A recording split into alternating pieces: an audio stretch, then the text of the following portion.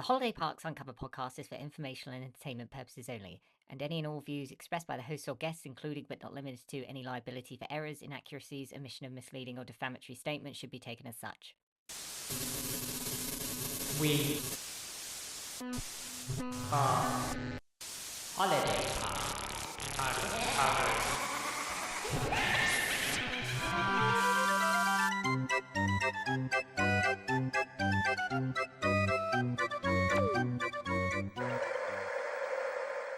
Hello and welcome to Holiday Parks Uncovered, the podcast.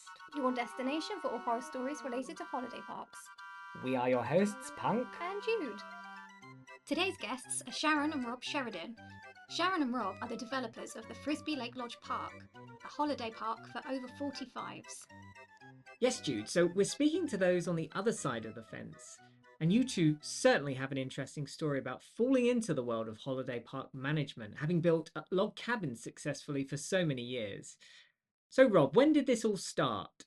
2013, when we were asked to supply lodges by the landowner, curiously, for the company that was developing Frisby Lakes Lodge Park. So we supplied the first two lodges and then came across the issues that some of your regular listeners will no doubt be familiar with about how intrinsically bad the industry is, and they actually didn't pay us for one of the lodges. The landowner, who was on a joint venture with the developer, much the same as we are now, approached us and asked us to take over the site. And cutting a very, very long story short, we took over the site in about 2015 and started the development. So far, we've sold 28-ish lodges. All our lodges are built on site using traditional methods out of solid log, so they never have to be renewed. So you don't get a situation where you bought the 2015 model and then 10 years later it needs major work. These are solid log homes. And we inherited all of the leases the previous developer had, which were written up by the BH and HPA. We just thought they were just barbaric contracts. We fell out with the BH and HPA because they didn't like the fact that we were advertising as our buildings that didn't have to be renewed at some point in the future. We severed ties with the BH and HPA in 2016. So now we offer 99-year leases that are renewable just for cost.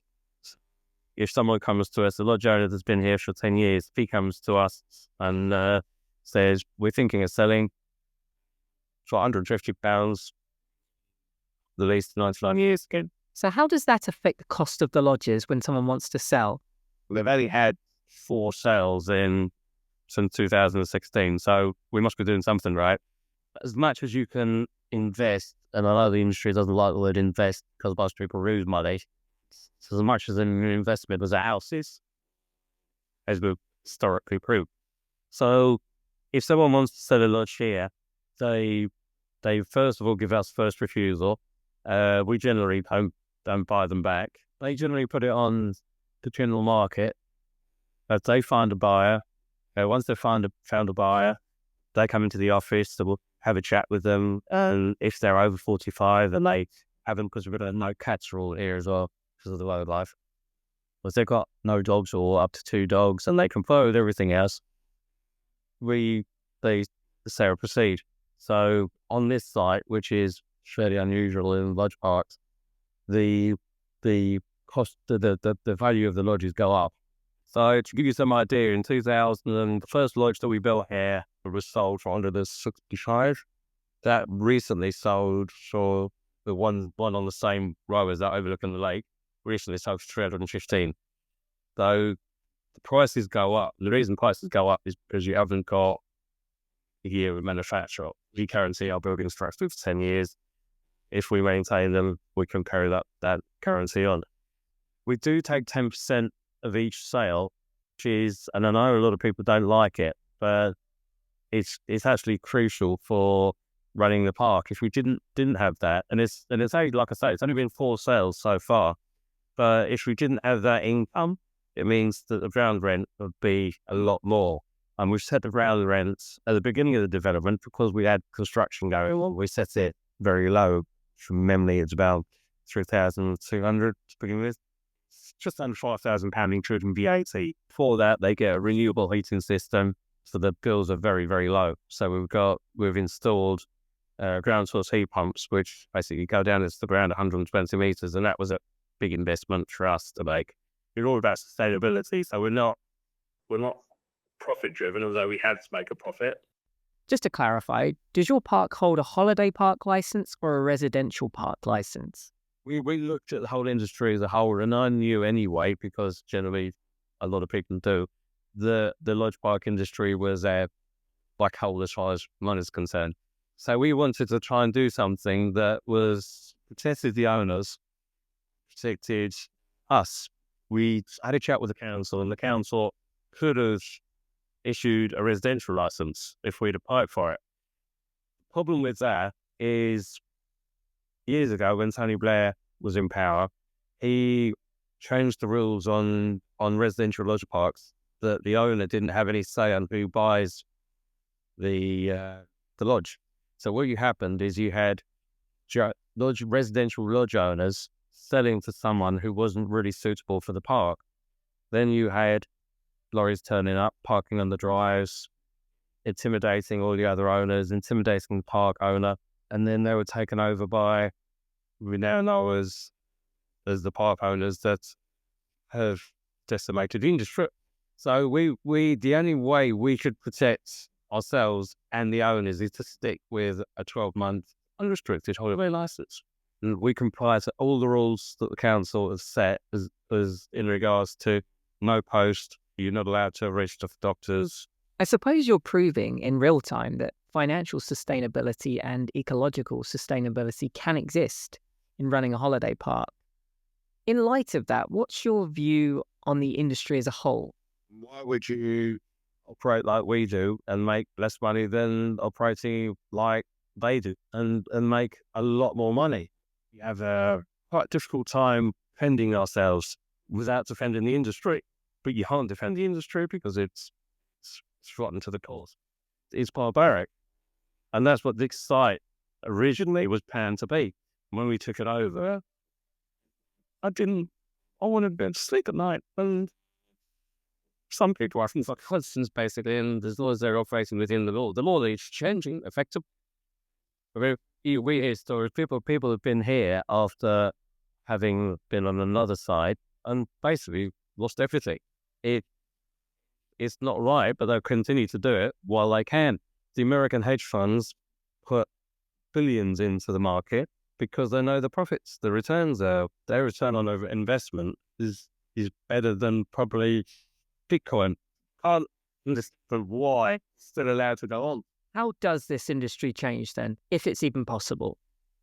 I don't think there's any way it will self-reform. It's got to a stage now where, to call the old phrase, it's the license to print money. They're making so much money. I don't see, because I think they're going to have to be pushed into it. They're going to be forced into it.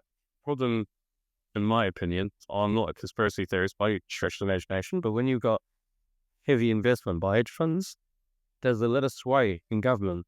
It's a gravy train that there's no incentive on government to do it right, and it's just going to take constant pressure to change it. I haven't got the answers. Can your business model be replicated, do you think? It can be something similar. I'm not saying something completely the same, but something similar could be rolled out nationwide, not by me, because I'm not interested in being a multiple owner. This is enough for us. It could be done on a similar scale, but it will take a revolution in the industry to do it. Do you actually find yourself struggling to sell your lodges purely due to the reputation that the holiday park industry has? It's a real conflict of interest, because I'm trying to sell them something that is fair, something that is sustainably worked financially and ecologically, but trying to argue that the lodge park industry is anything else but rotten to its core is a difficult sell, because on one hand I'm saying the lodge park industry is barbaric and something needs to be done, and on the other hand I'm saying why lodge. And I think because of our sort of ethos here, we become almost too good to be true, don't we? we have had that before. Probably what's the downside? So the way we try and get around that is we're on good terms with all our chains here. So I say to people, if people are not taking my word for it, and there's no reason why they should take my word for it, because they don't know me from Adam, come and speak to our trainers. Hard sell for us. We're not like them. We're completely different to them. I mean, an obvious question to me is, why don't you just sell the whole park?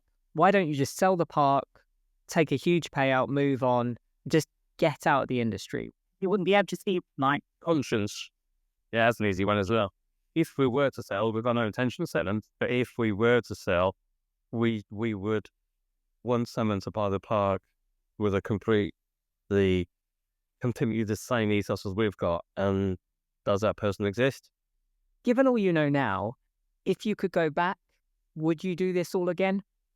One of the reasons why we actually took the step and taking over the park rather than walk away is the two lodges that we built originally. We got halfway through building the second one, and there was the couple that were in their 70s. He was still working as an engineer, really, really good engineer, just about to be taken to the cages by the old developer. And we were not comfortable in that happening. So we stepped in. Would we do it again? I think if there were no lodges here, then probably not. Yeah. They were. Well, I almost start a responsibility to them. Thank you so much for both coming on and being so candid. Yes, it was actually Rob who reached out to us and requested to appear. Jude, I wonder if more site owners will do the same. I won't hold my breath. It certainly is refreshing to know that there are some parks out there at least trying to do the right thing. Another holiday park uncovered. Absolutely. Well, Jude, that's all the time we have. Thank you for listening, listener, and join us on the next episode, won't you? The Holiday Parks Uncovered podcast is for informational purposes only and does not constitute medical, legal, or financial advice.